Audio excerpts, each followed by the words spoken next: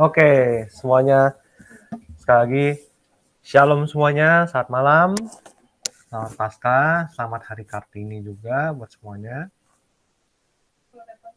Ya, jadi oke, pokoknya aku percaya semuanya dalam keadaan baik-baik saja ya teman-teman semuanya. Ini semuanya diberkati, kita juga pas malam juga sudah mengalami sukacita Paskah dan masih dalam masa Paskah ya secara liturgis juga ya teman-teman. Jadi mari kita mulai persekutuan doa pada malam hari ini. Kita buka dengan tanda kemenangan Kristus dan Bapa, Putra, Roh Kudus. Amin.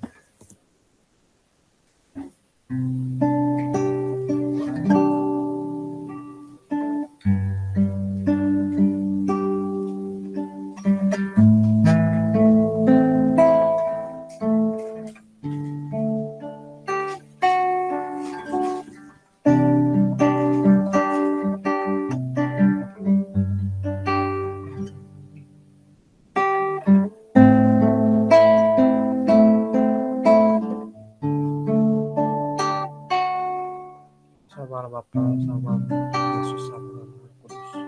Kami terima kasih Tuhan untuk segala yang boleh kami terima Tuhan, untuk segala yang kami boleh lakukan, untuk segala yang boleh kami rasakan Tuhan. Enak tidak enak, ataupun itu yang membuat kami senang ataupun sedih, itu yang berasal daripada-Mu, itu yang Kau izinkan terjadi pada diri kami, dan membentuk kami menjadi manusia baru dari hari ke hari. Kami percaya Tuhan, apapun itu Tuhan, Kau merencanakan rancangan keselamatan dalam hidup kami. Bukan rancangan kecelakaan, tapi suatu rencana indah yang akan terlaksana pada waktu itu. Terima kasih Yesus.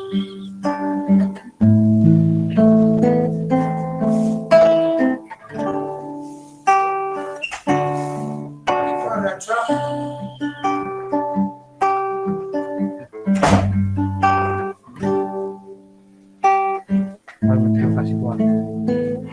Kami juga bisa berkumpul sini juga Tuhan. Membahas persekutuan doa pada malam hari ini. Kami syukur Tuhan. Kami syukur.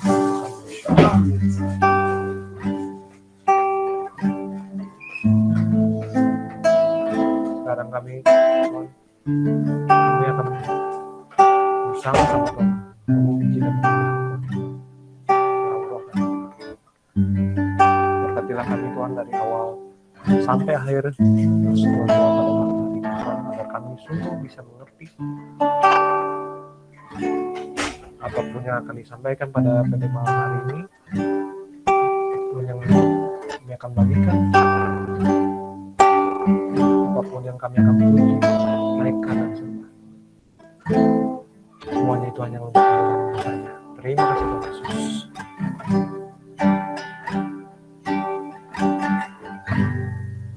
Doa ini kami lakukan padamu dengan pengantaran Kristus, Tuhan yang pengantaran.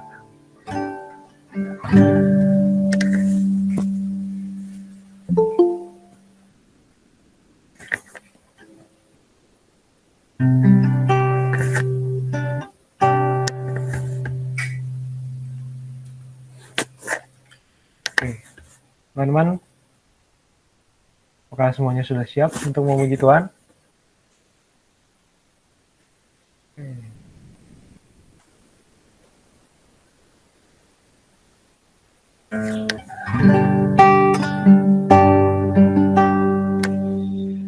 Kita percaya dalam melaksanakan hidup kita, dalam melaksanakan semua visi misi, proses apapun itu jalan kita, semuanya kita sebagai lelah karena Tuhan akan selalu memberikan kekuatan pada kita.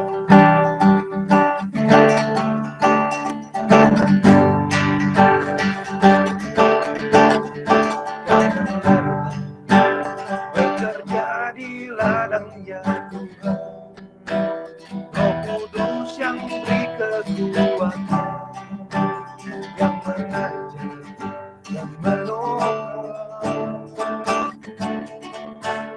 Tiada lelah bekerja bersamamu, yang selalu mencukupkan.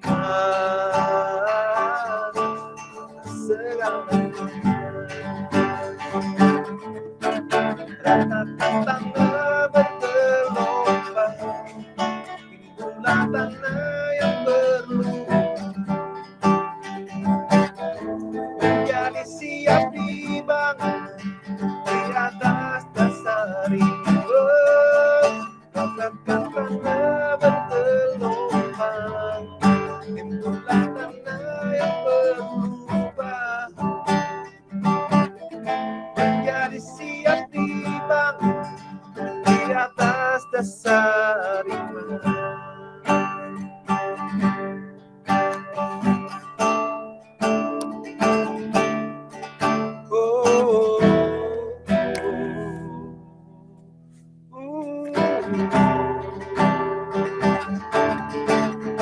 Jangan lelah bekerja di ladangnya, Roh Kudus yang beri kekuatan, yang mengajar dan menopang. Jangan lelah bekerja bersamamu, yang selalu mencukupkan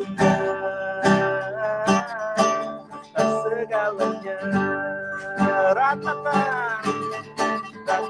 tanah bergelombang, timbunlah tanah yang berlubang menjadi siap dibangun di atas dasar iman. Ratakan tanah bergelombang, timbunlah tanah yang berlubang menjadi siap dibangun di atas dasar iman. Menjadi siap dibangun, menjadi siap dibangun, menjadi siap dibangun di atas dasar iman.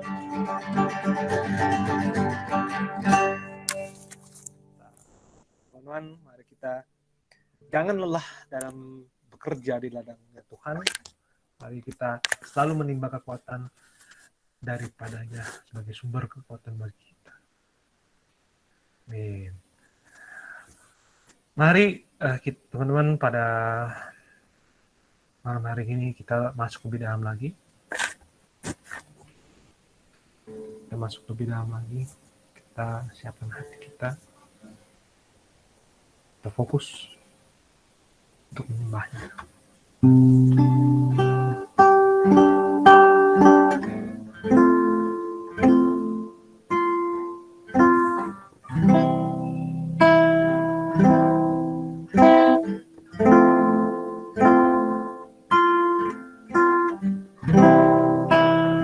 Sama Bapa, sama Yesus, sama Markus.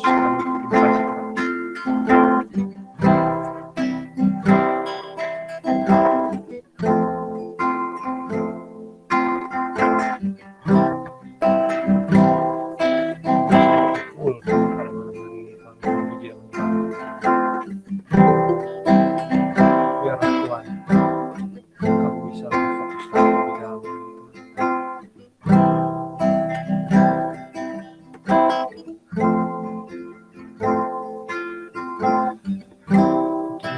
Menyembah Engkau Tuhan, yang mengalahkan kematian.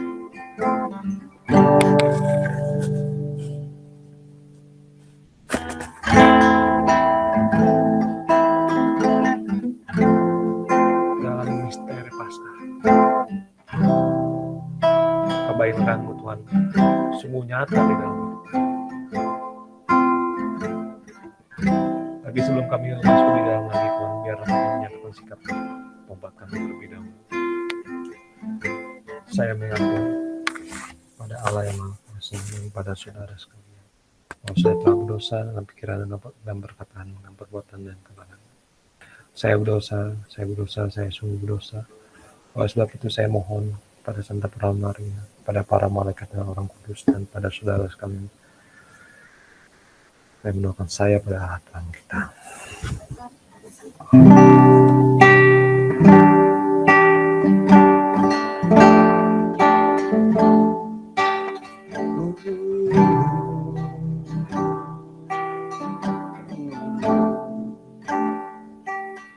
Ku cintakan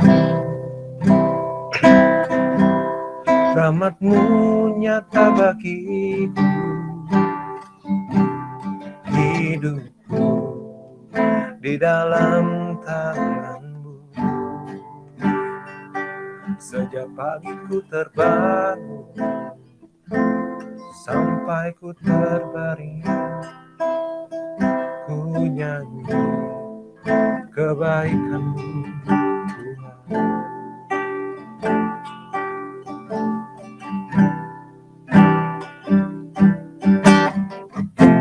Sepanjang hidupku Kau setia, sepanjang hidupku Kau sangat baik. Nafasku memuliakan-Mu, ku nyanyi kebaikan-Mu Tuhan.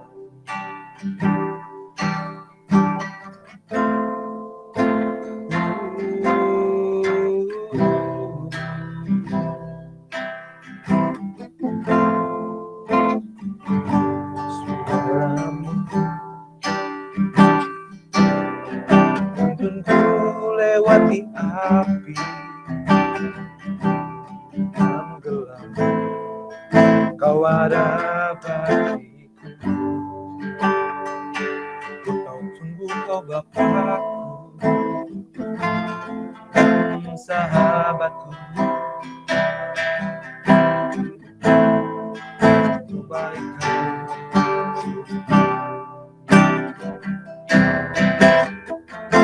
Sepanjang hidupku Kau setia,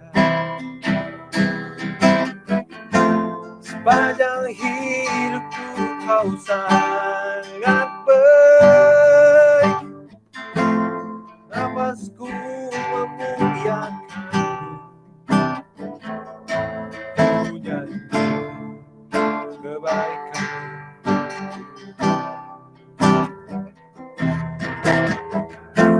Sepanjang hidupku Kau setia, sepanjang hidupku Kau sangat baik.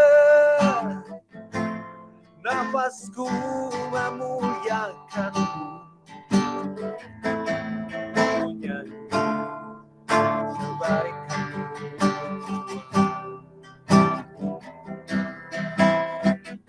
Sepanjang hidupku Kau setia,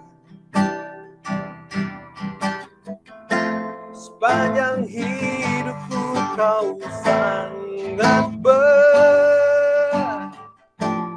Nafasku memuliakan-Mu, ku nyanyi kebaikan-Mu.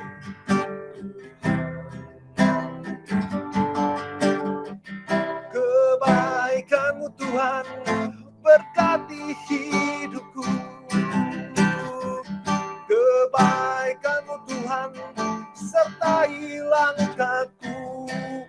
Aku berserah datang menyembah, hidupku bagi-Mu. Kebaikan-Mu Tuhan berkati hidupku, kebaikan-Mu Tuhan berkati hidupku,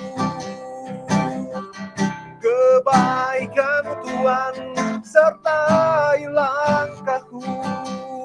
Aku berserah datang menyembah, hidupku bagi-Mu.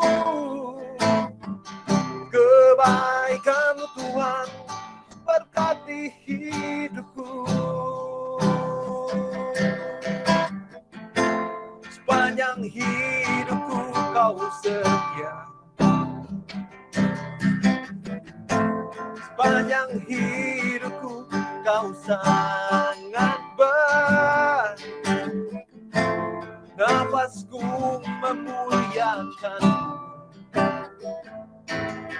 nyanyi kebaikan-Mu Tuhan.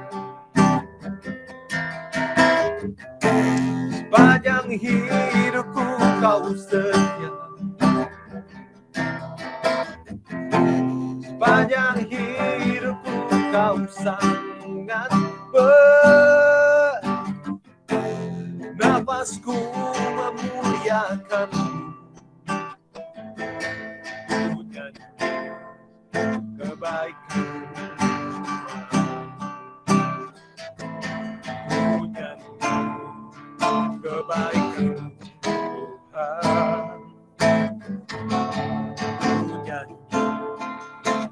kebaikan-Mu Tuhan. Oh,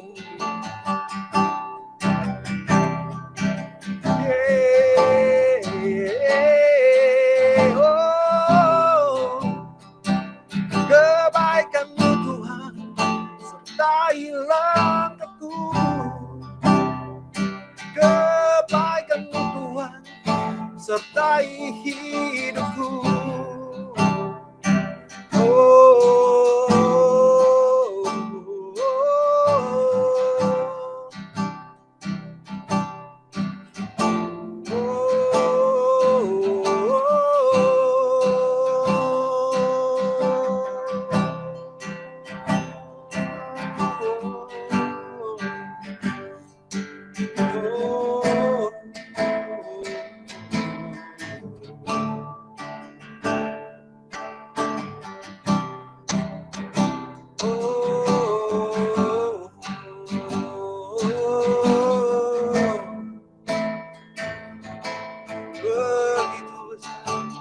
Begitu besar kasih-Mu padaku, hingga Kau pilih jalan salib-Mu, pengorbanan-Mu selamatkan hidupku. Terima kasih untuk salib-Mu, begitu besar kasih-Mu padaku, hingga Kau pilih jalan salib-Mu, pengorbanan-Mu selamatkan hidupku. Terima kasih untuk salib-Mu, begitu besar kasih-Mu padaku, hingga Kau pilih jalan salib-Mu, pengorbanan-Mu selamatkan hidupku. Terima kasih untuk salib-Mu, begitu besar kasih-Mu padaku, hingga Kau pilih jalan salib-Mu, pengorbanan-Mu selamatkan hidupku. Terima kasih untuk salib-Mu, terima kasih untuk salib-Mu, terima kasih untuk salib-Mu. Oh, terima kasih Tuhan, oh, untuk salib-Mu.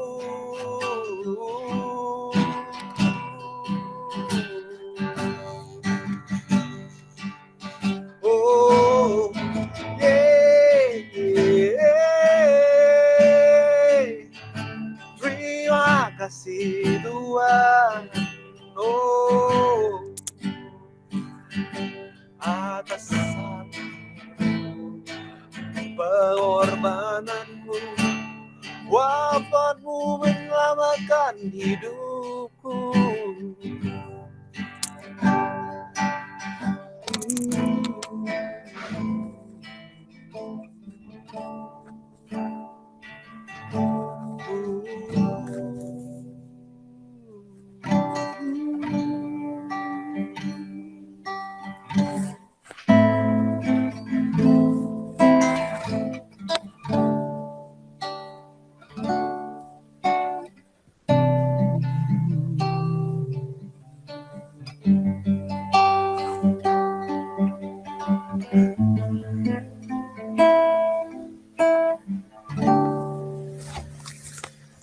Terima kasih Tuhan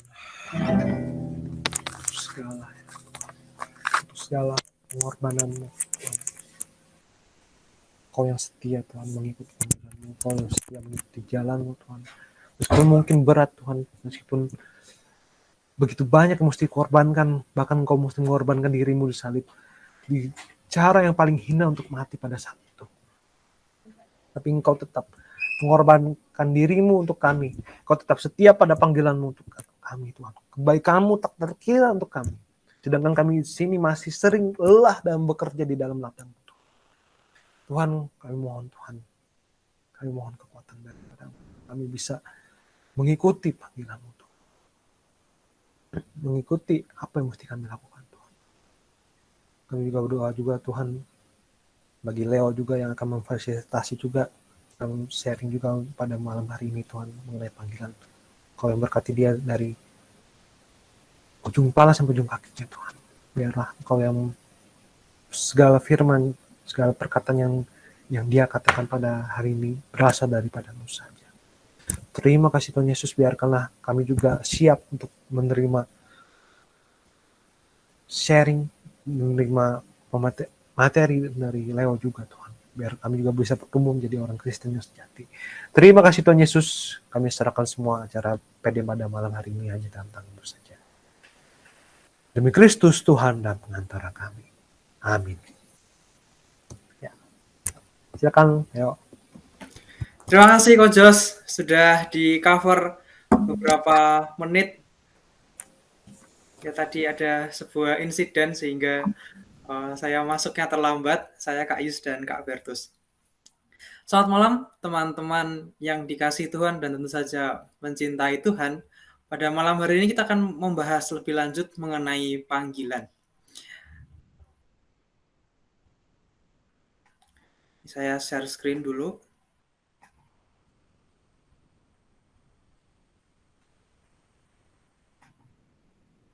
Ya, bertepatan dengan Hari Kartini ternyata ya, kita juga membahas mengenai panggilan.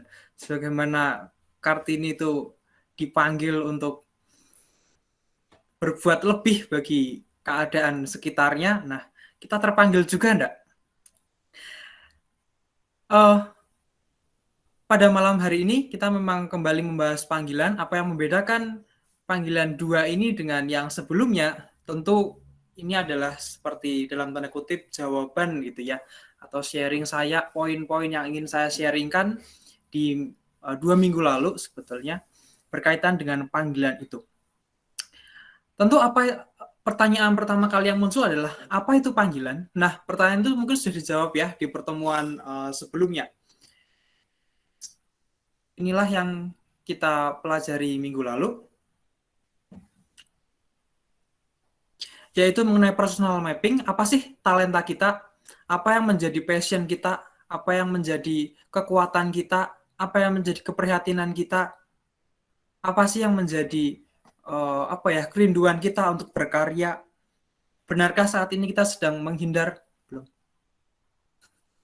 Benarkah saat ini kita sedang menghindar dari pekerjaan yang karena bukan passion atau sedang lari dari kenyataan? Gitu kan? Jadi menjawab apa itu panggilan itu setara dengan menjawab pertanyaan apa sih yang menjadi kerinduanku, apa sih yang menjadi keprihatinanku, apa yang paling aku pedulikan di dunia ini. Dan dengan menjawab begitu sebenarnya kita bisa dengan mudah memutuskan untuk berkarya. Kita menjadi tahu apa yang harus dilakukan, mudah juga membuat keputusan setelah ini apa. Setelah kita tahu yang diinginkan, setelah kita tahu yang ingin dicapai, kita punya banyak mimpi gitu ya. Anak muda itu biasanya memiliki idealisme banyak sekali. Dan sekarang tanyakan pada diri masing-masing. Apakah saat ini saya masih takut untuk berkarya? Mengapa takut untuk berkarya? Barangkali kita mesti tahu dulu, apa itu berkarya maksudnya kayak gimana sih, Le? Aku nggak takut kok, Le, untuk berkarya, bagus. Aku selalu berkarya, bagus. Tapi saya selalu bertanya, bagaimana dengan posisi hati teman-teman? Ikhlas enggak? Masih mikir untung rugi enggak? Misalkan dalam pelayanan di Hope ini misalkan. Apakah teman-teman masih menganggap bahwa ini sebagai sebuah sarana untuk berkarya enggak? Tapi kan berkarya nggak harus di Hope, Le. Oh ya silahkan. Terus mau di mana teman-teman mau berkarya? Di pekerjaan. Oh silahkan. Tapi semua orang pun juga berkarya di kerjaan masing-masing. Bahkan orang-orang yang kalau saya katakan pencopet dan penyamun juga berkarya di bagian pekerjaan yang mereka masing-masing. Kalau begitu apa yang membedakan kita dengan mereka? Jadi mindset mengenai berkarya ini yang pertama-tama harus disepakati dulu bahwa karya yang dimaksud di sini adalah setara dengan apa sih dampak yang bisa saya berikan untuk orang lain.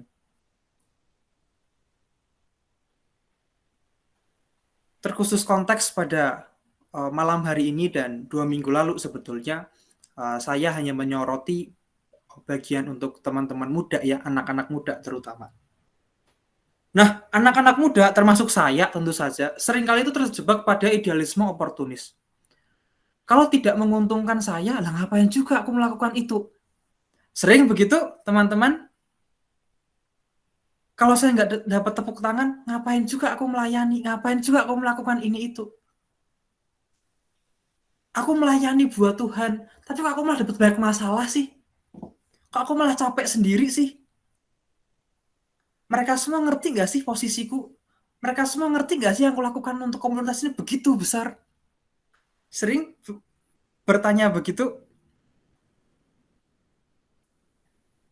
Mungkin bukan takut ya. Ada rasa takut, ada juga rasa malas. Gitu. Ada juga rasa-rasa yang lainnya juga, yang akhirnya kita malah menghambat. Ya sudah, daripada saya capek sehingga saya mundur. Dan kebanyakan pasti begitu. Kenapa malah baper sih di pelayanan? Kalau orang tuh sudah ditolongin, kenapa sih nggak terima kasih? Loh, kok malah baper? Dan saya bisa katakan, bukan salah orang lain kalau dia nggak ngerti posisimu.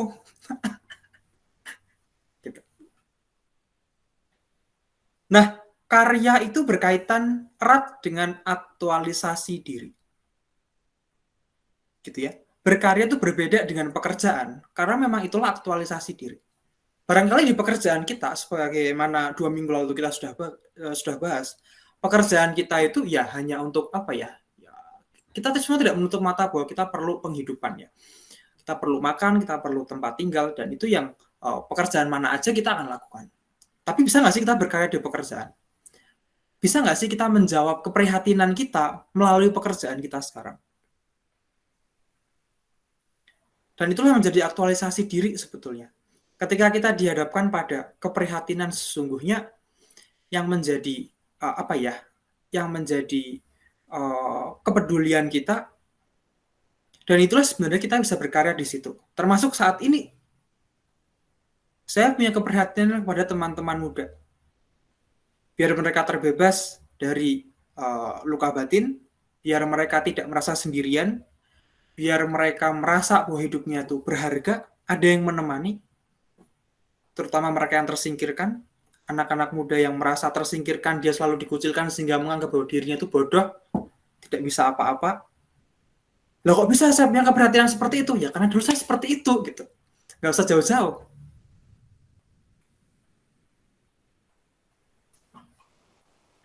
Nah, sejauh pengamatan saya, yang menghambat kita untuk berkarya adalah faktor dunia. Apa maksudnya faktor dunia?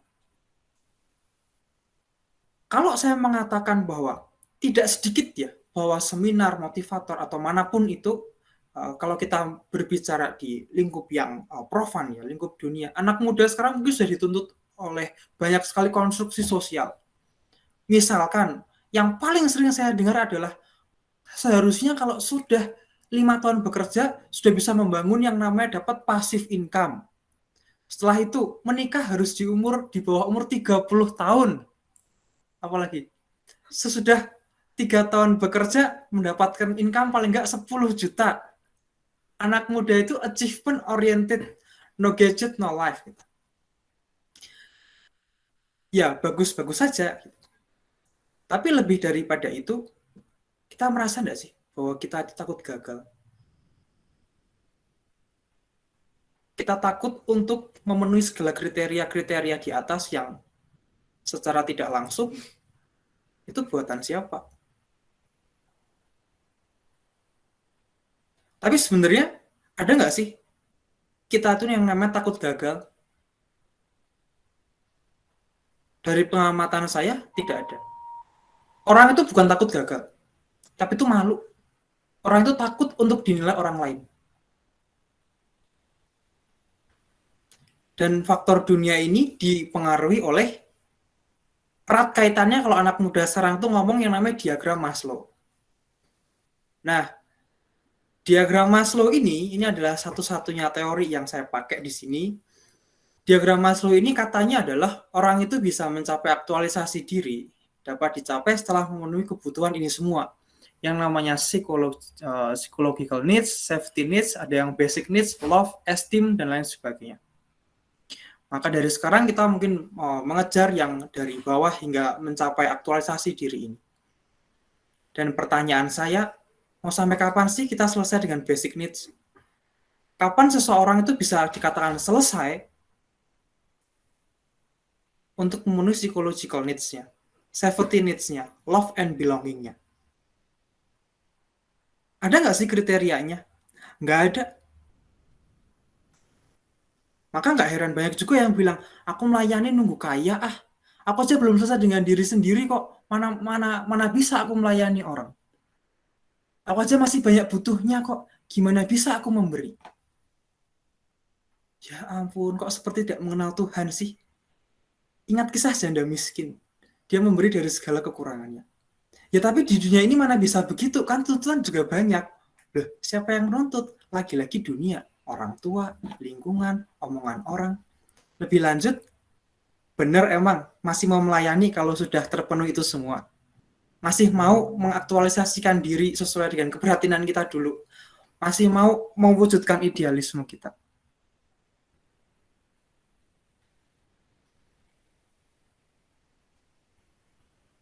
Manusia itu makhluk yang tidak pernah puas loh. Jangan-jangan malah ingin yang lain-lain. Yang semakin lama secara tidak sadar bisa nggak sih menjauhkan diri pada Tuhan. Tetapi sadarkah kita secara bersamaan anak muda pun identik dengan masalah psikologi. Dikit-dikit butuh healing, cepat stres, cepat bosan, tidak taat dan setia. Itulah kita anak muda saat ini. Itulah dunia kita saat ini yang secara sadar kita harus lewati.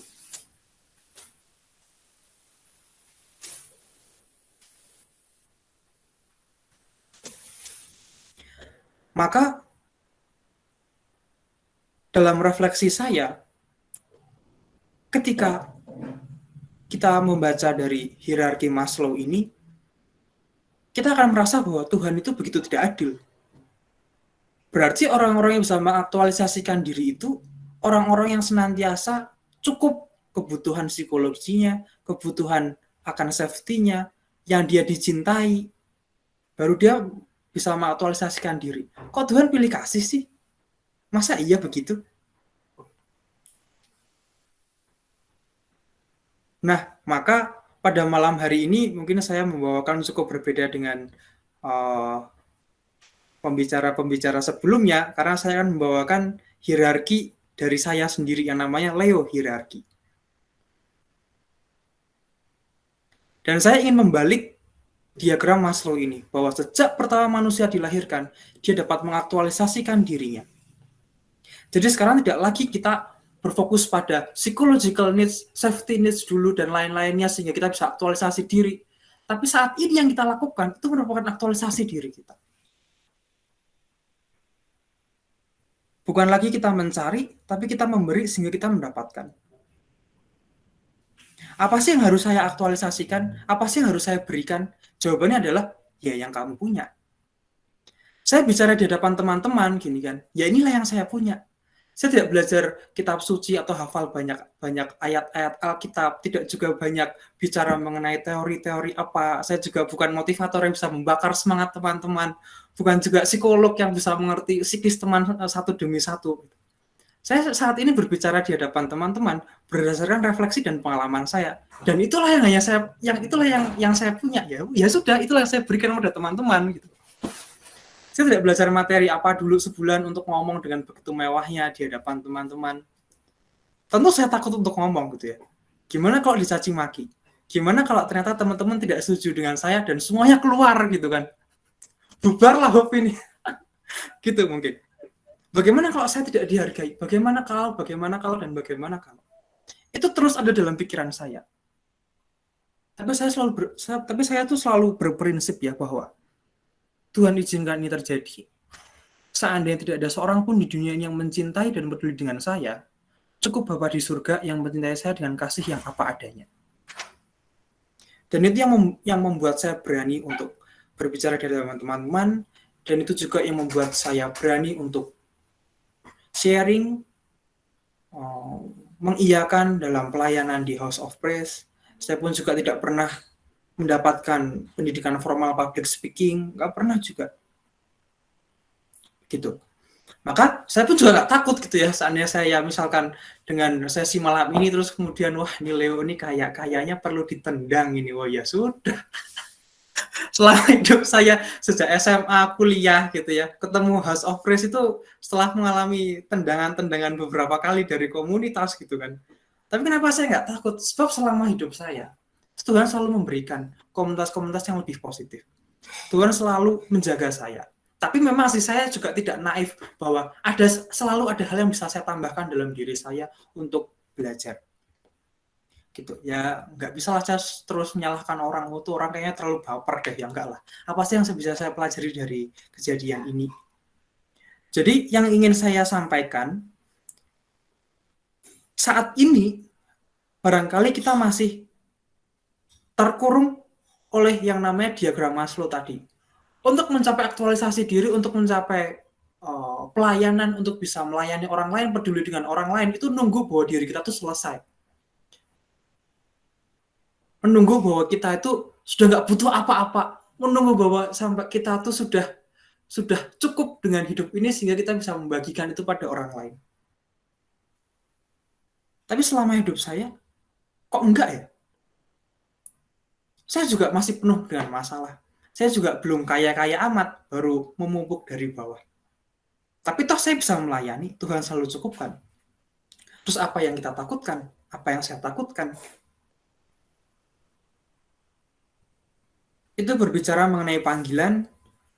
Di poin ini, sampai pada hierarki ini, sebetulnya yang saya ingin sampaikan pada teman-teman, mengapa sih kita takut berkarya? Mengapa sih kita masih takut untuk mengaktualisasikan keinginan kita? Takut dinilai orang tua kah? Takut dinilai sesama kah?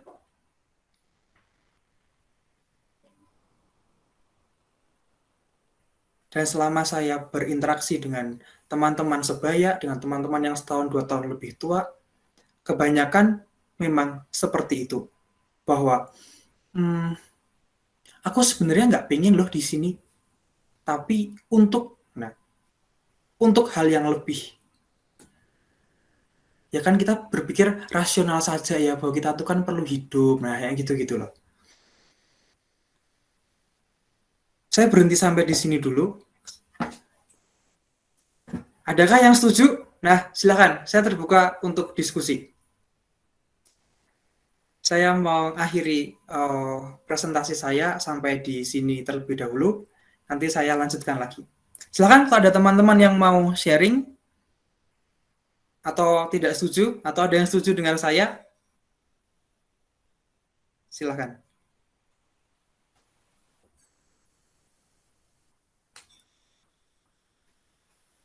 Hening ya malam ini ya.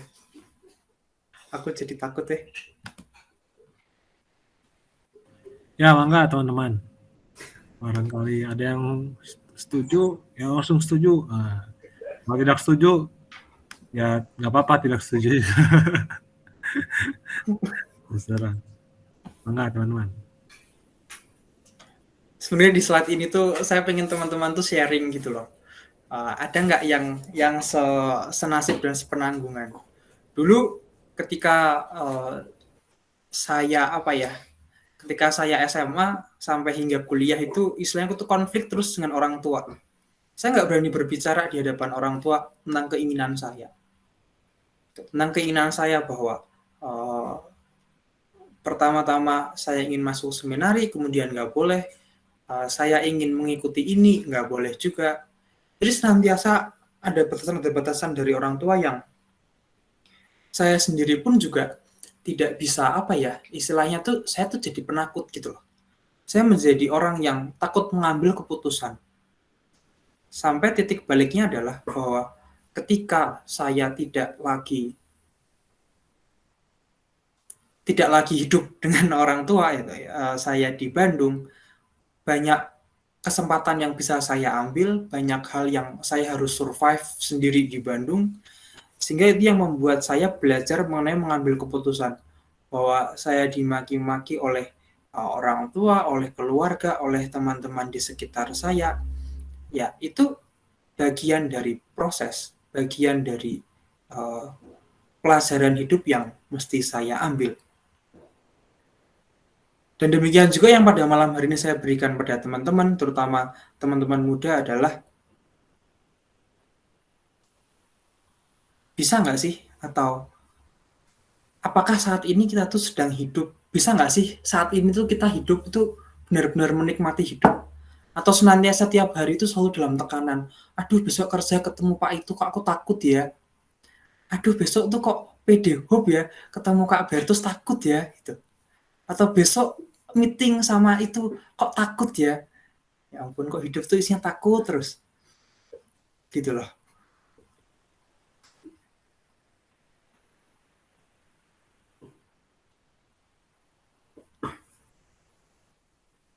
Silakan teman-teman kalau ada yang mau sharing.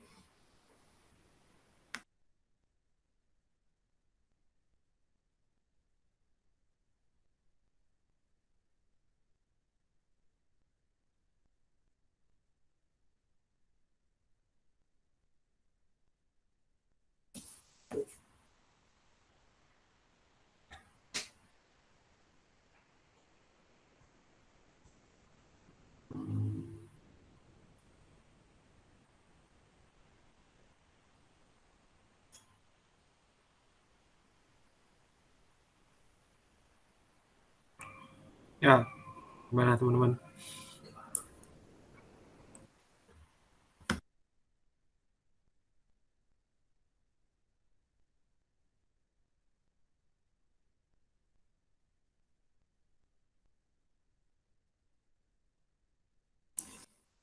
Wah, shalom teman-teman.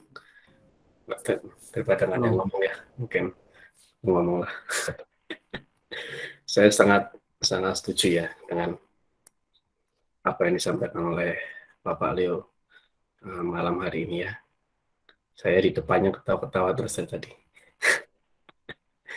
Menunjukkan betapa setujunya saya. Karena begini, ya ini menurut saya secara pribadi kembali lagi ya. Seringkali memang orang menghubungkan panggilan hidup dengan passion. Kita seringkali orang menghubungkan panggilan hidup dengan passion. Akhirnya kalau ditanya apa panggilan hidupmu, maka dia mengarah kepada passionmu apa. Nah, sedangkan passion ini menurut saya secara pribadi itu sesuatu yang jelas nggak jelas. Dalam artian bagaimana? Ada passion yang berguna untuk orang lain, ada passion yang hanya berguna untuk kepuasan dirimu saja, dan ada passion yang bisa sangat terpengaruh oleh mood, dan ada passion yang juga mungkin tidak terpengaruh oleh mood. Gitu. Karena apalagi kita masih mungkin yang umurnya masih 20-an ya, apalagi yang belasan, itu menurut saya lebih mood itu lebih cenderung mempengaruhi gitu.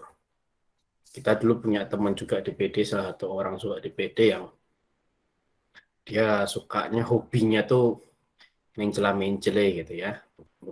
Yang kenal ada mungkin beberapa, ada yang tidak gitu. Ada yang dia sebentar suka main drum, dipelajari cuma sebentar, nggak sampai bisa gitu ya, dalam kategori bisa, udah pindah lagi, wah aku males aku pindah main saksofon gitu ya, dipelajari nggak sampai bisa, terus pindah lagi main skateboard. Wah itulah, jadi mencela-mencela gitu. Dan kalau ditanya dia passionnya apa, ya tergantung dengan moodnya dia saat itu gitu.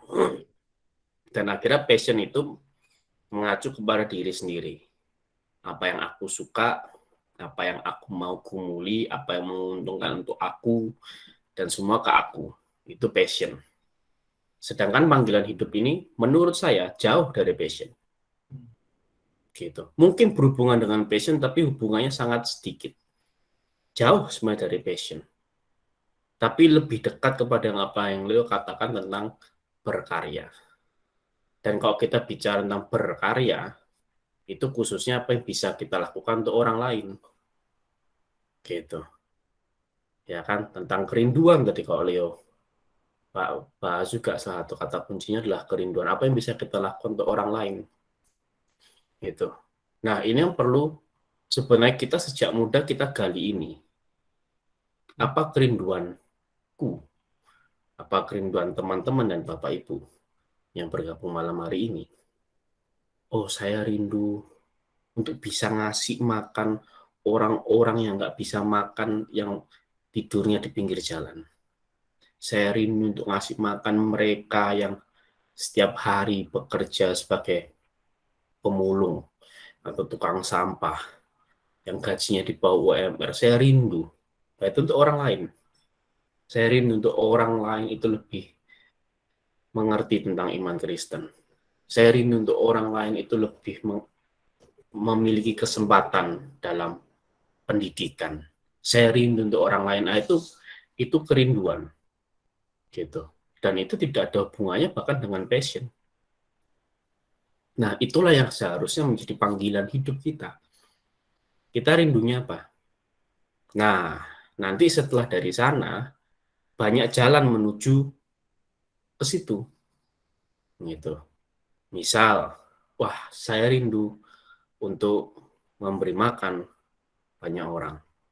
Nah, caranya gimana untuk merealisasikan itu? Banyak hal. Mungkin kita bisa mulai dengan hal-hal kecil, ya kan? Kita mungkin tiap minggu atau tiap bulan kita ngasih makan beberapa orang, gitu kan? Atau mungkin kita juga tergabung dalam lembaga swadaya masyarakat yang memang melakukan itu secara rutin. Nah, atau yang lainnya. Nah, itu hal yang bisa kita lakukan untuk melakukan kerinduan kita. Bayangkan kalau sekarang kita membayangkan dalam skup yang lebih besar gitu ya, seandainya semua orang di kota Bandung aja, nggak usah di bangsa ini, seandainya semua orang di kota Bandung, atau gini, seandainya semua orang di dalam tempat pekerjaan kita mengerjakan sesuatu berdasarkan passionnya masing-masing, apa yang bisa dicapai oleh pekerjaan itu? Nggak ada. Gitu. Pekerjaan bergerak di bidang kesehatan mungkin semua orang berdasarkan passionnya masing-masing, satu passion yang gambar, satu passion yang ngajar, ya nggak ada yang bisa jalan, gambar nggak ada hubungan sama kesehatan. Bayangkan dalam satu komunitas semua bergerak berdasarkan keprihatinan, berdasarkan kerinduan. Apa yang bisa aku lakukan untuk orang lain ya? Oh ya, aku ingin di kelompok ini atau di pekerjaan saya semua orang boleh sejahtera. Aku pengen di pekerjaan saya semua pekerjaan teman-teman saya boleh terhandle dengan baik. Aku pengen, wah, di skop pekerjaan saja seandainya semua orang berpikir secara demikian, betapa bagusnya pekerjaan itu. Bandingkan dengan semua orang berjalan berdasarkan passionnya masing-masing. Nah, itu yang saya maksud. Jadi, maaf, singkirkan passionmu untuk sementara waktu. Gitu. Mungkin itu hobi kita atau sejenisnya. Karena saya nggak bisa membedakan antara passion dengan hobi, nggak tahu saya pribadi nggak bisa membedakan, saya jujur aja. Mungkin teman-teman ada yang bisa membedakan antara hobi dengan passion, bagus. Tapi kalau emang nggak ada bedanya, maka itu pasti sesuatu yang dipengaruhi oleh mood, oleh perasaan, oleh kondisi. Tapi kalau kerinduan itu berbeda. Dan kerinduan ini yang harus dipupuk sejak dini. Nah, itu yang menurut saya. Ini sedikit melengkapi saja. Tapi apakah Anda setuju? Yes. Saya setuju. Itu sedikit sharing dari saya. Terima kasih. Monggo yang lain. Semoga ada yang lain.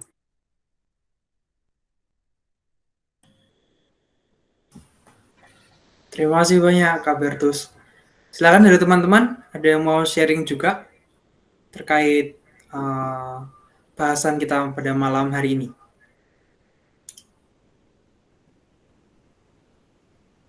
Ya, silakan teman-teman langsung ngomong aja.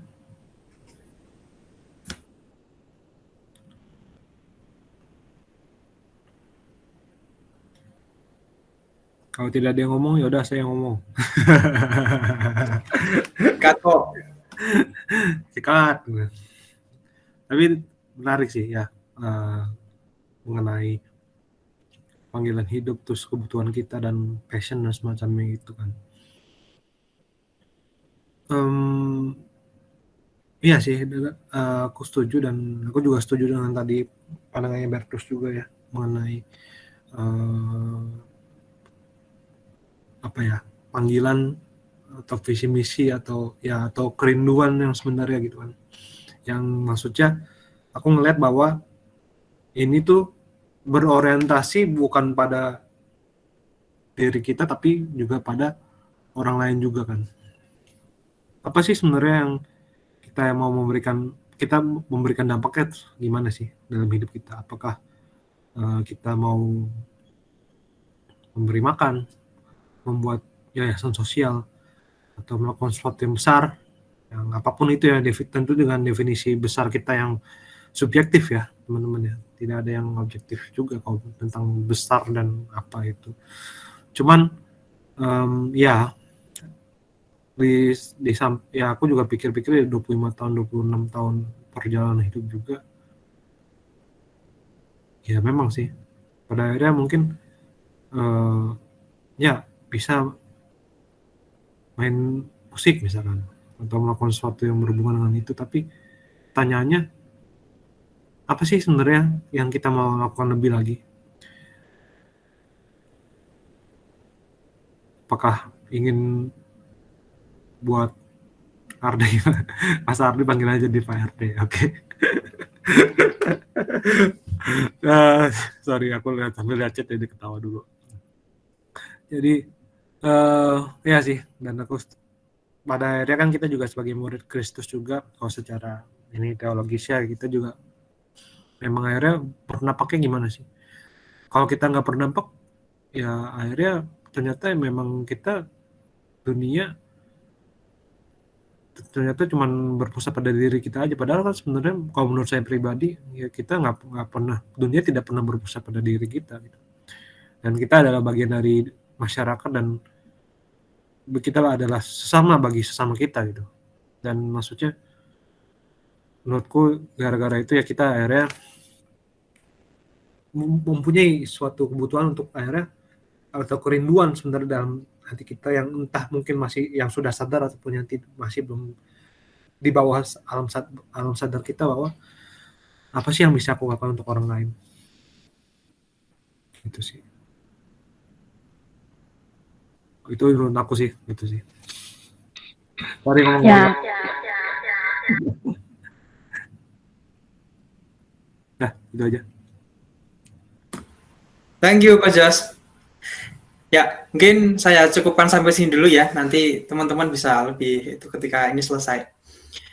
Nah, barangkali dari Kak Bertus, dari Coach Jos itu sudah setuju. Tapi seandainya kita setia dengan panggilan hidup, mungkin secara hidup lebih susah gitu ya, karena harus mengurusi orang lain. Bisa nggak sih kita tuh bahagia dengan itu? Kita masih bisa bahagia nggak sih menikmati hidup gitu? Kalau kita hidup untuk orang lain, memperhatikan orang lain terus-menerus. Nah, maka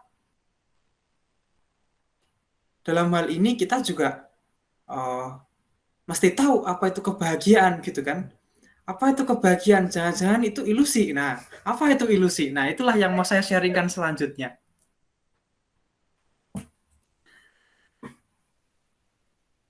Next. Kebahagiaan dan ilusi. Orang-orang tuh selalu kesulitan menjawab, apa itu kebahagiaan, apa itu ilusi. Kalau ilusi kan jelas sesuatu yang tidak nyata. Sesuatu itu nggak nyata, tidak bisa kita lihat, tidak bisa kita rasakan, wah ini ilusi. Tapi kalau aku kok merasa begini, nah itu ilusi gitu. Tidak nyata, tapi kok kayaknya, nah itu sudah jelas ilusi. Tapi apa itu kebahagiaan? Itu kalau Coach Jos menjawab, Coach Jos kebahagiaan itu apa? Barangkali Coach Jos akan mengutip teori Aristoteles gitu ya. Kebahagiaan adalah gitu kan kok. Itu satu cara, mungkin juga stoa. Ya, ada bahkan para filsuf pun juga mau mengutarakan apa itu kebahagiaan yang saya baca, dan saya juga nggak ngerti filsuf ini ngomong apa gitu kan. Dan tenang aja, saya nggak akan sharing itu kok sama ibu bapak teman-teman sekalian. Kebahagiaan itu adalah sebuah pola mental. Ada yang berkata begitu. Kebahagiaan itu adalah sebuah suasana hati. Apalagi ya? Posisi hati, posisi otak atau apa. Nah itu memang susah sih mendefinisikan kebahagiaan itu apa. Tapi kalau ilusi kan jelas bahwa ilusi itu adalah hal yang tidak nyata terjadi. Dan apa ya, kalau kita bicara mengenai lingkungan karir, orang itu selalu bahagia kalau mengalami pengembangan diri, ya kan? Mengalami pengembangan diri, mengalami promosi jabatan, misalkan kenaikan karir, kenaikan income. Jadi seolah bahagia itu identik dengan pengembangan diri. Asalkan kita pengembangan diri, diri kita berkembang, naik jabatan, naik dan segalanya, nah, itu juga naik, ya kan? Nah, itu kita akan bahagia karena ada peningkatan, gitu kan? Apakah selalu begitu? Apakah bahagia sama dengan pengembangan diri? Kalau kita selalu bisa mengembangkan diri, kita akan bahagia. Memang benar bahwa pengembangan diri itu selalu diawali dengan sebuah kesadaran sebetulnya tentang yang terjadi dengan diri sendiri. Tapi sadar nggak sih teman-teman bahwa hari-hari itu tuh terus muter aja dalam roda aktivitas yang seringkali itu lewat gitu aja tanpa makna. Dan semakin cepat roda itu muter, itu semakin menyeret kita, bahkan kita tuh terperangkap di dalamnya, dalam aktivitas, dalam kehampaan, dalam apa sih yang kita lakukan tuh punya makna nggak sih sekarang? Teman-teman memaknai nggak sih yang dilakukan? Jangan-jangan tanpa arti, hilang arah, hilang tujuan. Termasuk teman-teman datang ke sini, jangan-jangan sudah hilang maknanya. Mau ketemu Leo, waduh, puji Tuhan, dia mau ketemu saya. Padahal hal yang tidak kita sadari itu bisa jadi hal yang bisa membawa kita pada perubahan. Pencerahan misalkan, pencerahan ya. Atau apa ya, bagian dari pengembangan diri itu sendiri. Hal-hal yang kecil misalnya, ketika saya datang ke sini, saya bisa sharing, saya bisa tahu orang yang setuju dengan saya, ada orang yang tidak setuju dengan saya. Seandainya saya ketemu dengan orang yang tidak setuju dengan saya, ya nggak apa-apa. Berarti saya dalam hal mengembangkan atau melaksanakan keprihatinan saya tahu orang-orang yang sevisi dengan saya. Kan tidak semua orang itu perlu sevisi dengan kita kan. Itu yang saya sadari pada malam hari ini. Dan saya bertemu dengan teman-teman, ya ini adalah komunitas yang ketika saya susah bisa dicari. Gitu kan? Selalu bisa ada tempat untuk sharing, tempat untuk berdoa bersama. Ya walaupun saya juga hilang-hilangan waktu doa ya nggak apa-apa lah. Manusia gitu. Agak itu ya, mencari alasan ya. Tapi apakah bahagia itu selalu erat kaitannya dengan pengembangan diri? Apakah bahagia itu perlu syarat? Saya bahagia kalau makan babi, gajinya 10 juta, dapat pacarnya cakep. Nah, kalau kamu nggak dapat itu semua, teman-teman tidak dapat itu semua, masa sih teman-teman tidak bahagia? Kalau aku nggak dapat ini semua, aku tidak dapat bahagia. Stres loh itu hidup. Masa menolak untuk bahagia? Nah, jadi apa dong untuk bahagia? Bahagia itu ya bahagia aja. Itu undefined. Itu adalah roh. Itu adalah berkat dari Tuhan bahwa sejatinya kita itu dilahirkan ke dunia ya bahagia. Dan kabar gembiranya hal itu sudah Mas Toto ada plot twist lebih lanjut ya Mas Toto ya. Waduh, buset. Kabar kamu bahagia, aku nelongso. Waduh. Mana dong? Kabar gembiranya adalah itu sudah terjadi dalam diri manusia sebab kita tuh baik adanya. Kita lihat sama anak-anak kecil. Anak-anak kecil itu selalu aktif. Lari sana, lari sini. Mereka kalau mulai belajar berjalan, mulai belajar bisa lompat-lompat, ntar kalau jatuh mereka nangis. Aduh sakit ya, kaget. Tapi setelah itu ketawa lagi. Loncat sana, loncat sini, lari sana, lari sini gitu kan. Nah kita yang sudah besar, ketika kita berlari dalam pekerjaan, dalam aktivitas, dan ketika kita terjatuh oleh karena orang lain, oleh karena apa? Kenapa kita tidak bisa seperti anak kecil? Yang langsung cepat untuk bahagia, yang langsung cepat untuk bermain lagi, untuk beraktivitas lagi, bahwa hidup ini itu masih panjang. Makanya ketika saya sharing dengan teman-teman. Enak ya masa-masa kecil itu. Bener-bener ya. Kita bisa bermain, kita bisa mengekspresikan diri kita yang sesungguhnya, yang apa adanya. Walaupun memang saya tidak menutup mata ada orang-orang yang oleh orang tuanya, ngapain sih kamu? Gitu. Jadi seperti direpresi gitu ya. Anak kecil nggak tahu apa-apa, sedang berusaha apa adanya menunjukkan ekspresinya, terus kemudian direpresi gitu loh. Ya itu saya juga tidak menutup mata, tapi diri saya sendiri, saya pun rindu loh. Bisa ya, saya tuh dulu pada masa kecil, ketika berantem sama temen, pulang ke rumah, besok main lagi tuh, no hard feeling. Nggak baper, nggak hilang dari tim sepak bola kampung. Gitu. Nah, masa kita yang sudah besar, sudah berproses, begitu dapat satu komunitas yang kok kayaknya nih gimana ya, kok saya sakit hati nih sama nih orang, terus habis itu kita pergi, kita meninggalkan, aku nggak mau lah di situ, baper amat, ya ampun. Ya, itu adalah bagian dari proses, saya pun juga tidak menyalahkan, tapi ya itulah yang terjadi gitu loh. Pertanyaan saya selanjutnya adalah, barangkali teman-teman juga bertanya, kenapa sih aku nggak bahagia? Mengapa sih kok aku merasa nggak bahagia, Le? Padahal bukannya itu sudah terjadi dalam diri manusia. Saya bisa katakan teman-teman bahwa mungkin yang terjadi dengan teman-teman saat ini adalah kebahagiaan itu adalah kebahagiaan yang bersebab. Kalau saya dapat ini itu, maka saya akan bahagia. Bukan dibalik. Saya bahagia baru saya akan mendapatkan ini itu. Kalau sebab itu hilang, hilanglah kebahagiaan teman-teman. Itu seperti filosofi orang-orang menikah secara Katolik ya. Selalu ditanya, apa sih yang kamu suka dalam diri orang itu? Dia baik kok, ganteng kok, gaji 10 juta, ramah, apalagi. Dan selalu nanti akan ditanya lagi, suatu ketika misalkan dia kecelakaan hingga hilang ketampanannya, gaji nggak ada, tapi dia belum mati ya kan, jadi nggak bisa diceraikan. Masih cinta nggak dengan orang itu? Nah, saya sangat tersentuh dengan pertanyaan dari pastor pembimbing saya, benar juga ya. Masih setia nggak dengan orang itu, dengan diri dia yang apa adanya, kita memandang realitas yang apa adanya. Maka bagi saya, ketika kita ingin mengalami kebahagiaan, justru kita harus melepas sesuatu. Bukan kalau kita dapat sesuatu baru kita bahagia. No. Kita harus melepas sesuatu baru kita bahagia. Apa yang harus dilepas? Yaitu ilusi. Ilusi bahwa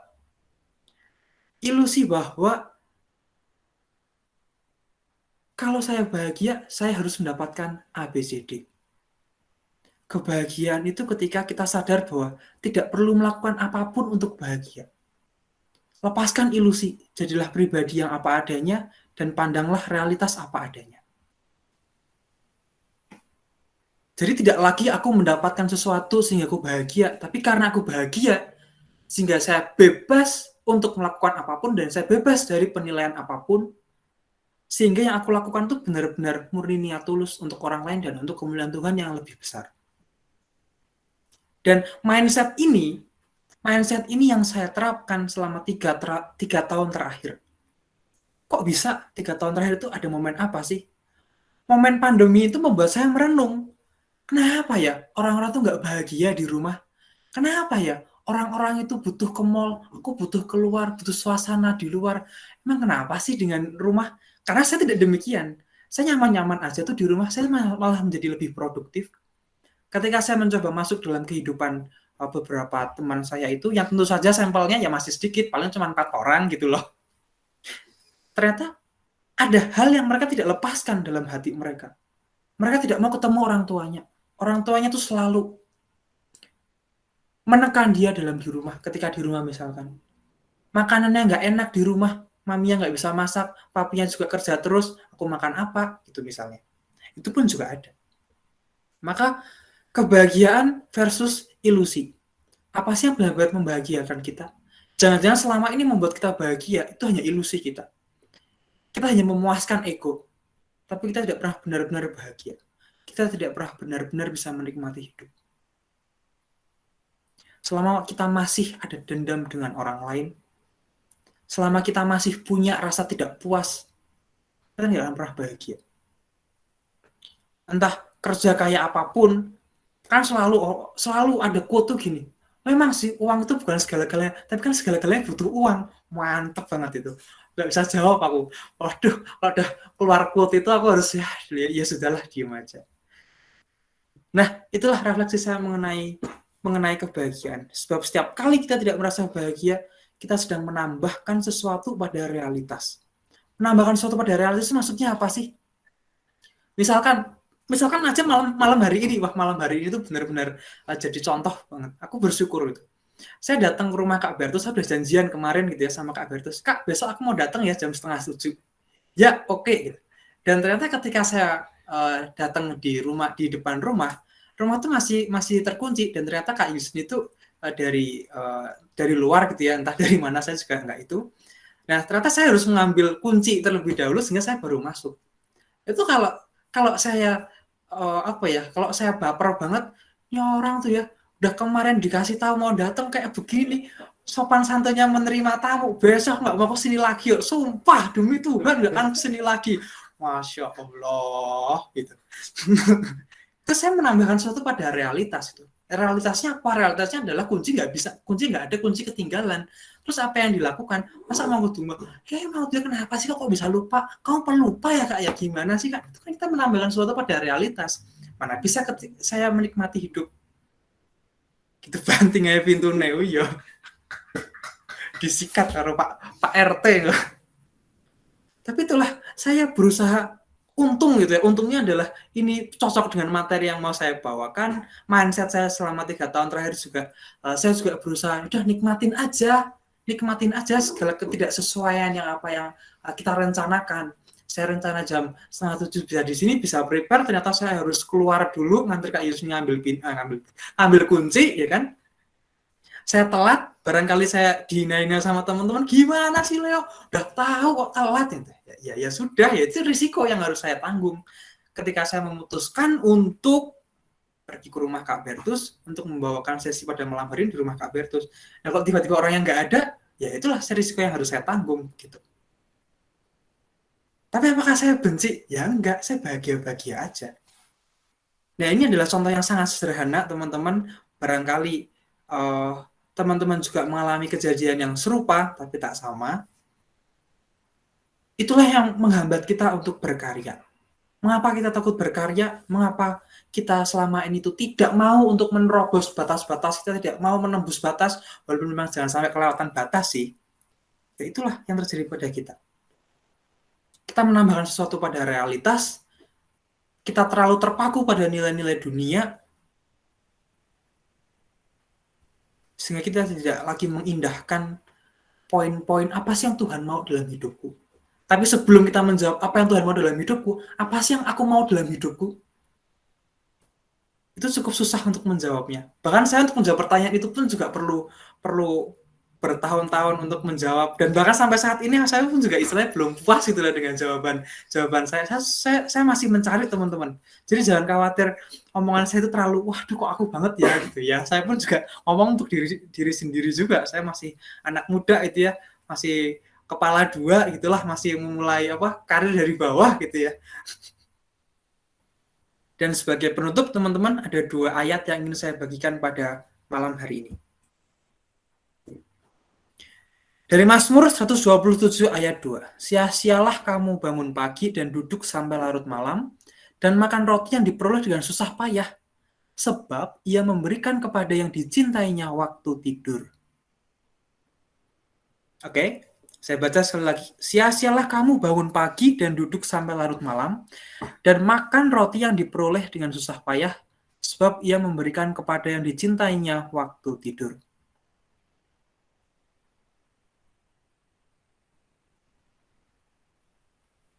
Ayat yang kedua. Dari 1 Timotius 4 ayat 12, jangan seorang pun menganggap engkau rendah karena engkau muda. Jadilah teladan bagi orang-orang percaya dalam perkataan, tingkah laku, dalam kasih, dalam kesetiaan, dan dalam kesucianmu. Dan ayat terakhir inilah yang menguatkan saya untuk berani berbicara, berani sharing di depan teman-teman sekalian. Jangan seorang pun menganggap saya rendah karena saya muda. Kapan sih saya dianggap rendah? Ya ketika saya minder, ketika saya takut untuk membagikan apa sih yang menjadi idealisme saya. Saya takut dinilai, itu kan idealisme yang konyol. Dalam dunia ini mana berlaku? Ya tapi itulah anak muda yang penuh dengan idealisme, dan saya pun masih hidup dalam idealisme itu. Ya nggak apa-apa, itulah yang saya bagikan pada teman-teman. Barangkali teman-teman memiliki cerita yang berbeda, cerita kehidupan yang berbeda, sudah mulai banyak asam garam dunia lebih dari saya, tentu saja saya mengakui dengan kerendahan hati. Silakan bisa di-sharingkan, barangkali saya bisa menambahkan apa yang menjadi materi saya, apa yang menjadi sharing saya pada malam hari ini. Demikian teman-teman yang bisa saya bagikan pada malam hari ini. Jika ada pertanyaan, jika ada sharing lebih lanjut, saya terbuka untuk teman-teman. Saya kembalikan ke Coach Jos. Oke. Sekarang teman-teman, apakah masih ada yang mau sharing lagi, teman-teman?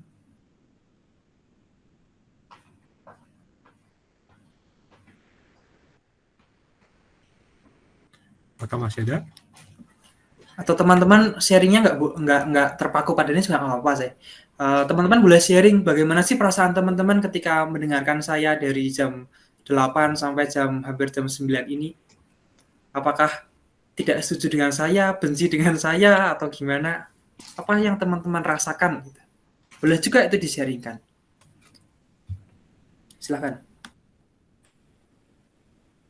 Aku ingin sharing sedikit, boleh kan ya? Boleh. Oke, mungkin ini aku agak sulit untuk merapikan kata-katanya, tapi aku coba sampaikan aja sih poinku.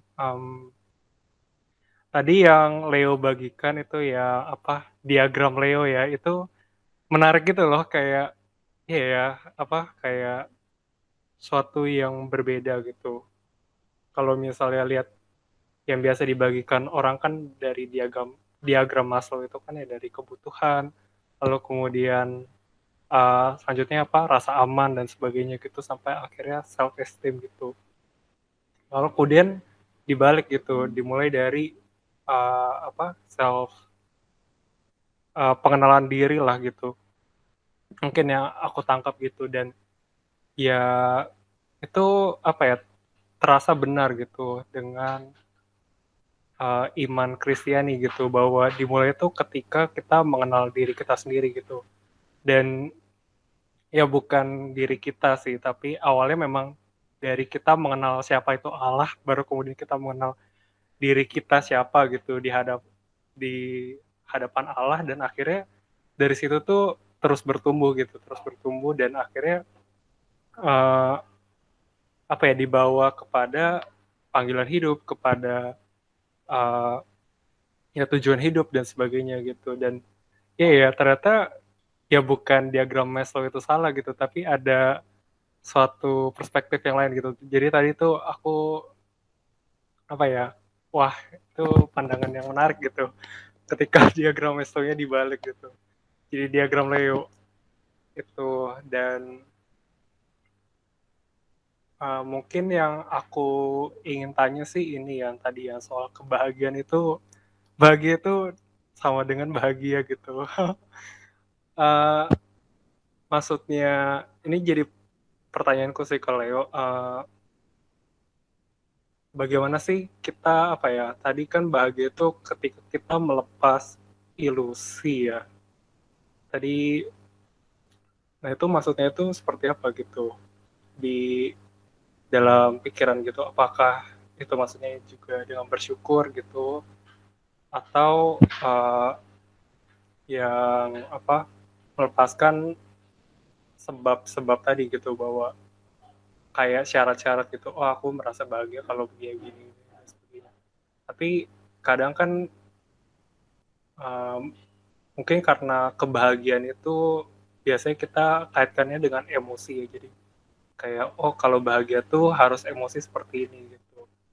Jadi aku agak bingung gitu, maksudnya kebahagiaan itu sama dengan kebahagiaan, jadi nggak perlu apa-apa untuk menjadi bahagia tuh, maksudnya tuh gimana gitu sih. Ya begitu Le. Itu pertanyaan sama ya tadi sharing. Thank you. Terima kasih Tristan.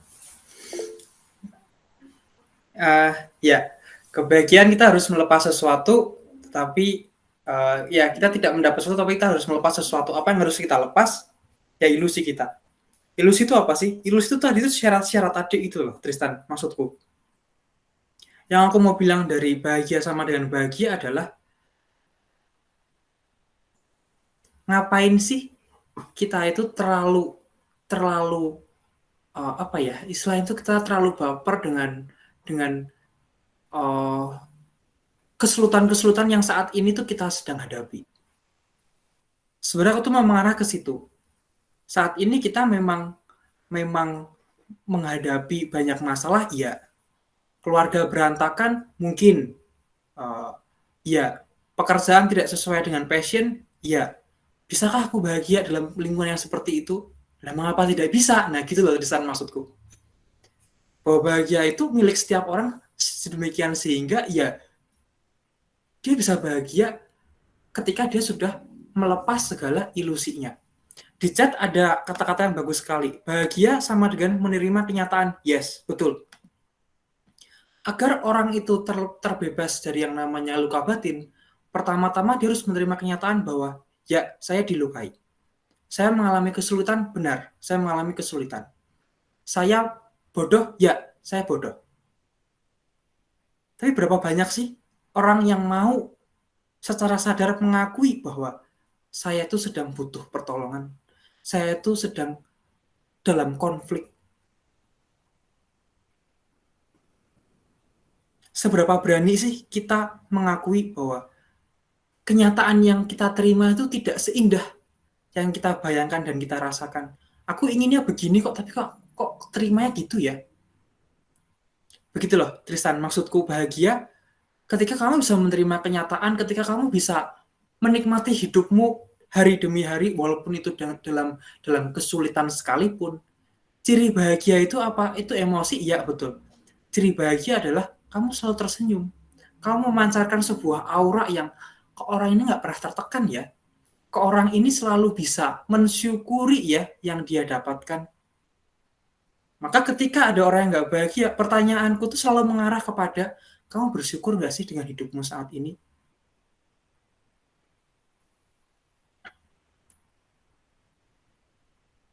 Tristan tadi sempat mengatakan bahwa kita harus mengenal Allah terlebih dahulu, betul.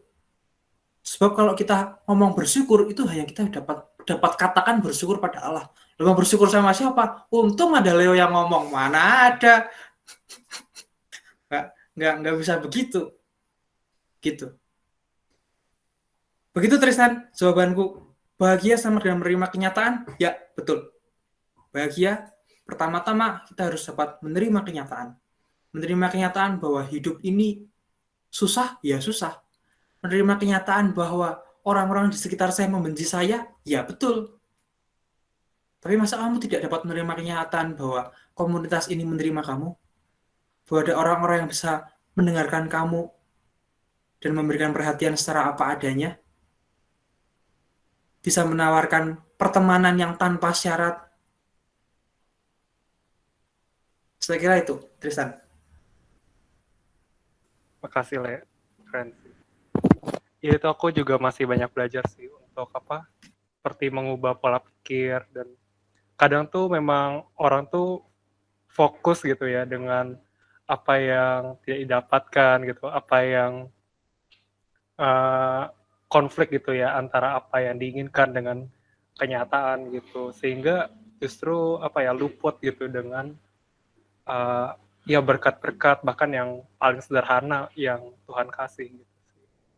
Jadi ya aku juga masih belajar sih, dan yang ngomong gini juga banyak mikir juga gitu jadinya. Thank you Le. Thank you Tristan.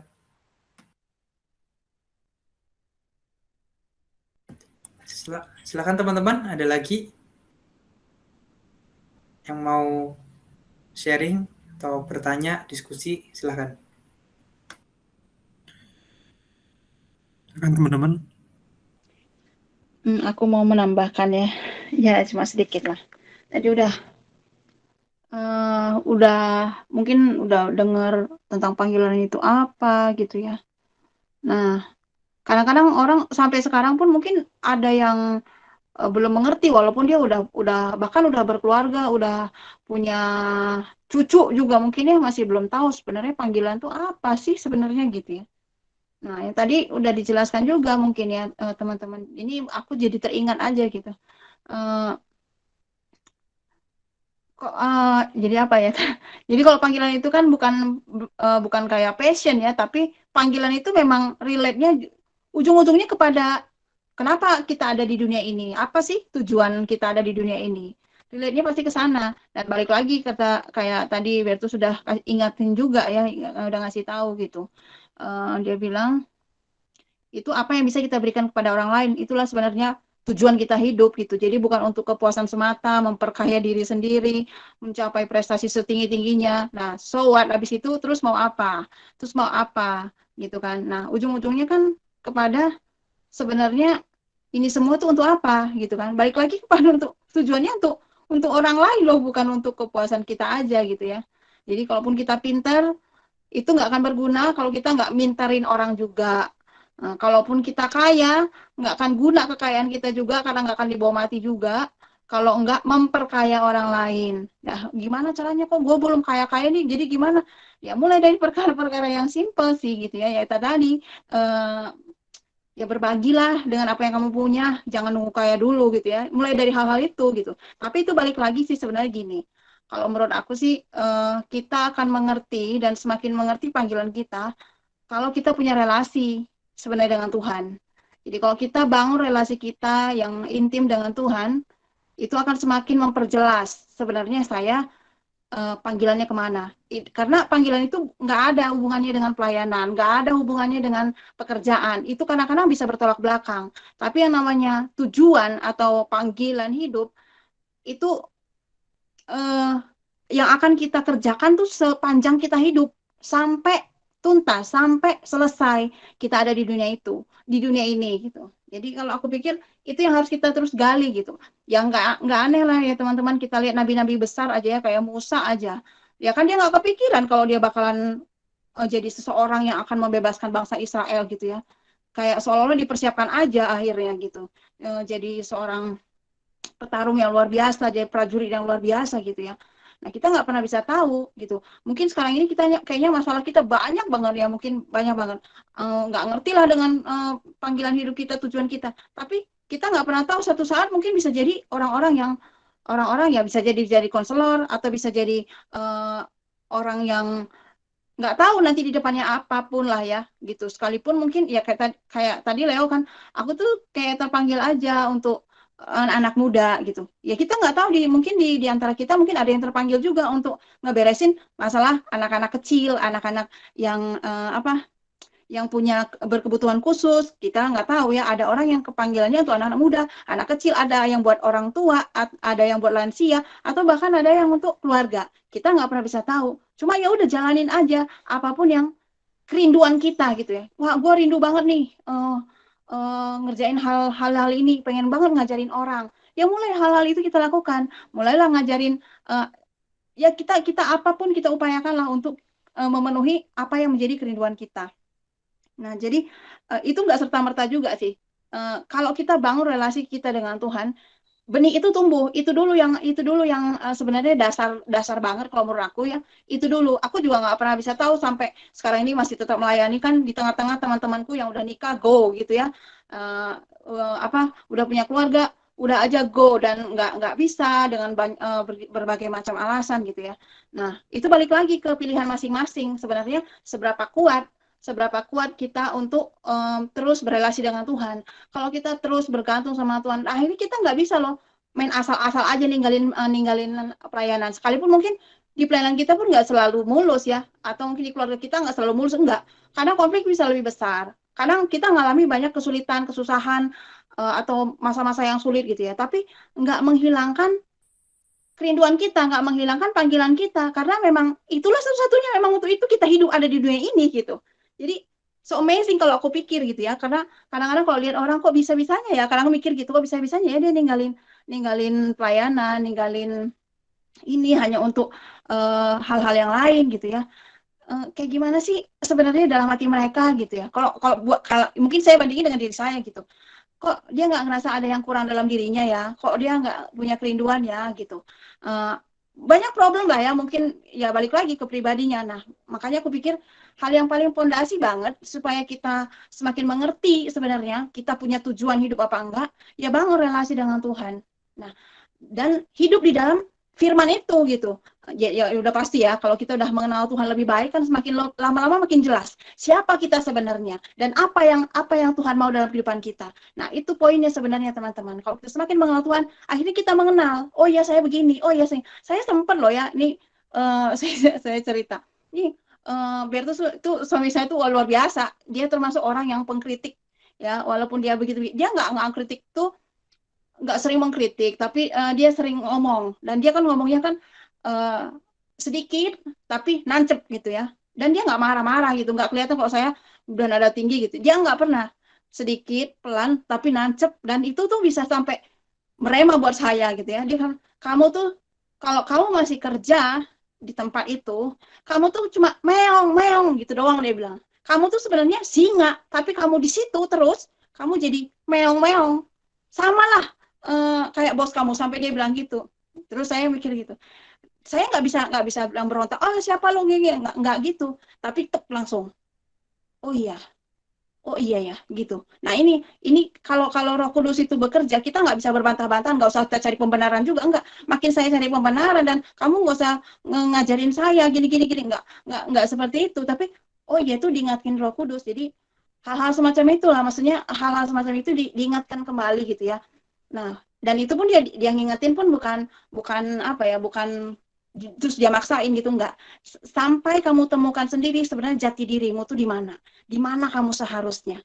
Dan jadilah seperti apa yang Tuhan mau. Kalau kamu ditakdirkan jadi singa, jangan jadi meong. Apalagi jadi guguk katanya gitu kan. Ya udahlah ya, kalau udah dia ngomong kayak gitu, dan itu merema sampai sekarang pun kalau kita ada masalah, ada apa-apa segala macam, sama. Ini masalahnya kenapa makin kompleks? Ya karena kamu nggak taat. Nah, itu sih yang diajarin, itu yang dia kasih tahu terus. Nah, ini saya ngomong dengan intonasi saya ya. Kalau dia ngomong kan nggak begitu. Dia ngomong pelan-pelan tapi membuat hati kita terbelah-belah gitu ya. Nah, itu sih kalau menurut saya. Jadi bangun kalau saya sih bangun relasi dengan Tuhan itu yang membuat kita semakin mengerti panggilan kita tuh di mana. Jangan kita mikir nanti ya udahlah aku cukup meong-meong aja gitu. Enggak, sebenarnya mungkin panggilan kita mungkin ada yang bisa jadi ya, ada yang singa, ada yang mungkin seperti Bunda Maria.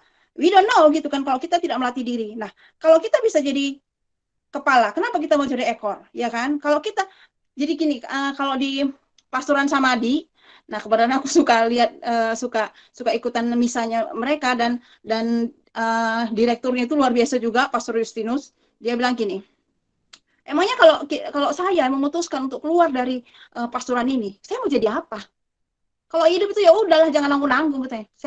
Kalau saya mundur paling jadi apa? Paling saya jualan kan katanya gitu. Mending saya kayak sekarang dong. Minimal hidup saya jadi direktur untuk universitas apa gitulah di Samari itu. Dia jadi direktur di situ. That's amazing kan? Jadi kalau udah hidup ya udah jalanin aja gitu. Jalanin aja sesuai dengan apa yang Tuhan panggil. Jadi well done akhirnya. Dan kita tuh balik lagi, kebahagiaan tuh apa sih kalau Leo bilang tadi kan? Yaitu kita puas dengan apa? Dengan apa yang kita lakukan yang membuat kita tuh bisa memberikan dampak yang luar biasa buat orang lain. Dan tentunya pasti nggak mudah teman-teman. Saya yakin, percaya itu nggak mudah. Tapi yang kita dapat tuh lebih dari rasa bahagia. Yaitu apa? Kepuasan. Itu sih menurut saya. Maaf ya panjang-panjang Pak Leo.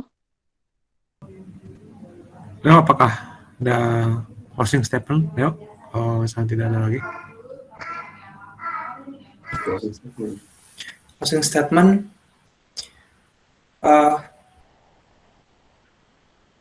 Masalah selalu ada dalam hidup kita. Kenapa? Karena masalah itu adalah selisih antara kenyataan dengan keinginan. Selama kita masih punya keinginan, kita selalu punya masalah. Jadi masalah itu bukan hal yang berat, tapi itu menunjukkan bahwa kita masih hidup. Konflik terjadi ketika kita punya pikiran tapi tidak sejalan dengan hati.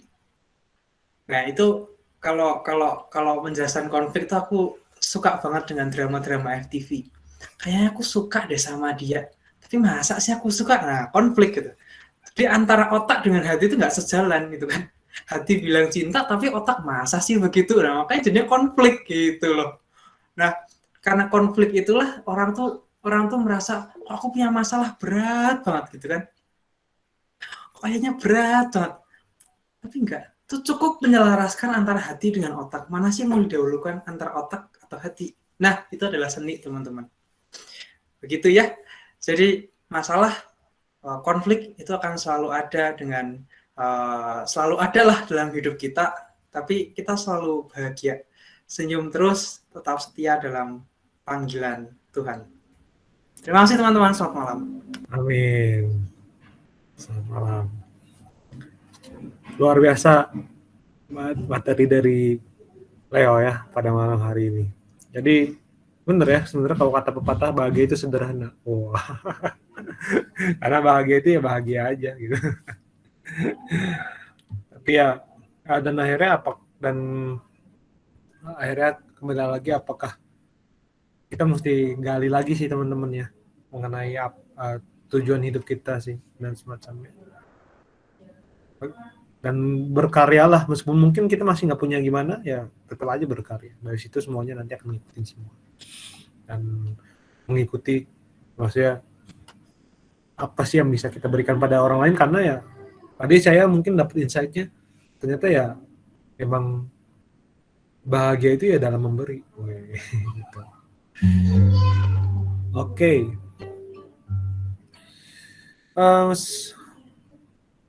Oke, terima kasih Leo. Sebagai pengumuman, Jumat besok kita ada doa rosario. Terus Selasa kita ada miracle room atau doa syafaat. Lalu Kamis depan kita ada jazz. Tentang apa jazznya? Nantikan flyer sesaat lagi. Oke. Mari teman-teman kita menutup PD pada malam hari ini dengan doa.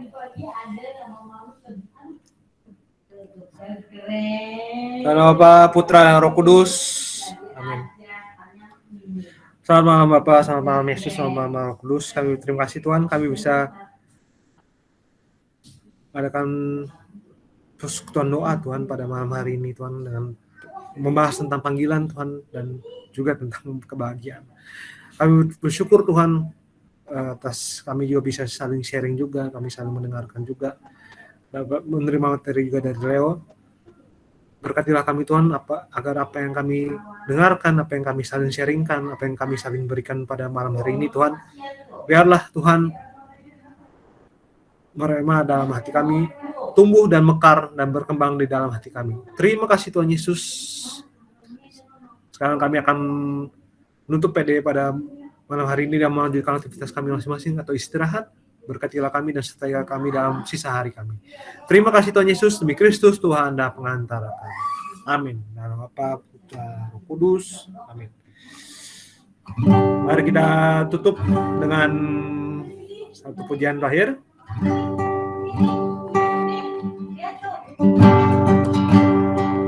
Boleh ditayangkan? Ayo.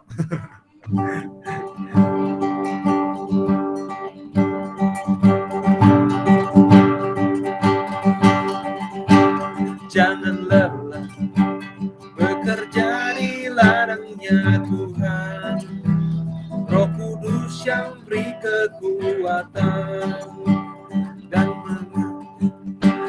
menopang. Tiada lelah bekerja bersamamu Tuhan, yang selalu mencukupkan atas segalanya. Kata-kata bergelombang, timbullah tanda yang berubah, menjadi siap dibangun